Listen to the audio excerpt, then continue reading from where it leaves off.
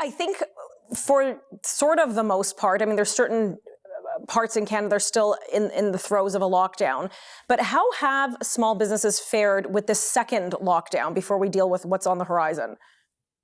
Yeah, look, it's been brutal, particularly for Canada's largest city. Toronto and the Peel region have essentially been in lockdown more than anywhere else in North America. Wow. We have businesses now that have been in lockdown in the restaurant setting for indoor dining, as well as in gyms, for almost 300 days over the past year. That's how many days they've been closed to in-store traffic. And gosh, how anyone could be expected to keep the lights on with that kind of a lockdown is beyond me. Yeah, you said over 300 days in the past year. That is almost a year, shy of a couple months. Yes, no, that's a long time. And I used to live in Toronto, so I used to frequent many small businesses, and I can only imagine. Well, when I come back through, I see a lot of boarded up businesses, and it breaks my heart because I know there's a lot of blood, sweat, and tears that go into setting up shops, and a lot of entrepreneurial spirit.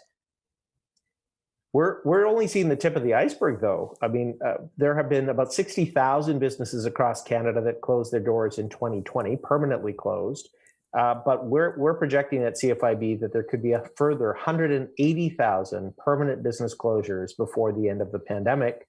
Many business owners don't have a clue whether they're going to be able to make it or not at this stage. They've got a handwritten sign in the window saying temporarily closed, right? And they're not even certain themselves whether they're going to be able to reopen their doors. Even at this late stage, across the entire country, only 62% of businesses are fully open, and less than a third of businesses are making normal levels of sales. So it's absolutely critical that we get these businesses open, and then at some point start to lower the COVID restrictions to allow customers and stop giving them the advice that they must stay at home. Those days need to come soon if we're going to have businesses survive. And you know, from the first wave and the first lockdown, I mean, I think there have been increasingly more overwhelming healthcare measures put in place and burdens, if you will, for lack of a better term, on store owners to mask, to socially distance, decrease capacity. And from what I've seen, most businesses have been bang on. They've been compliant. They have increased those measures.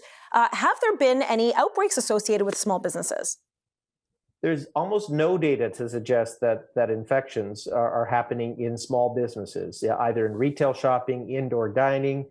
A few cases, I think in one case with a gym, but very few overall.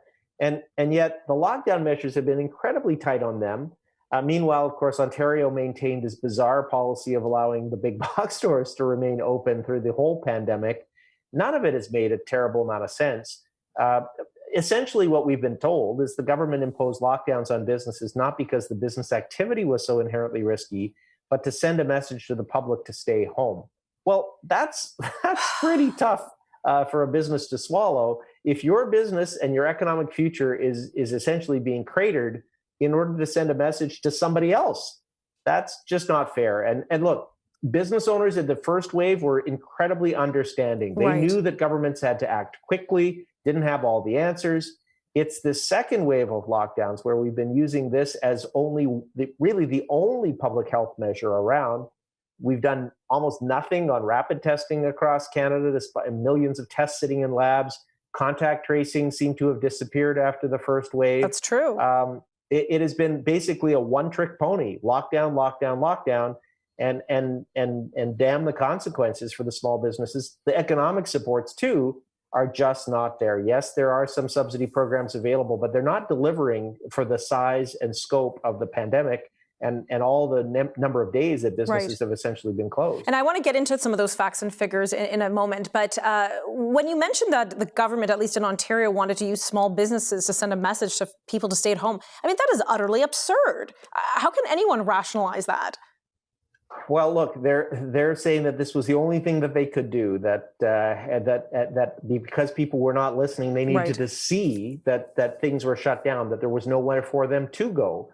Meanwhile, of course, we've known that a lot of the infections are happening based on activities that are happening in people's homes. Right.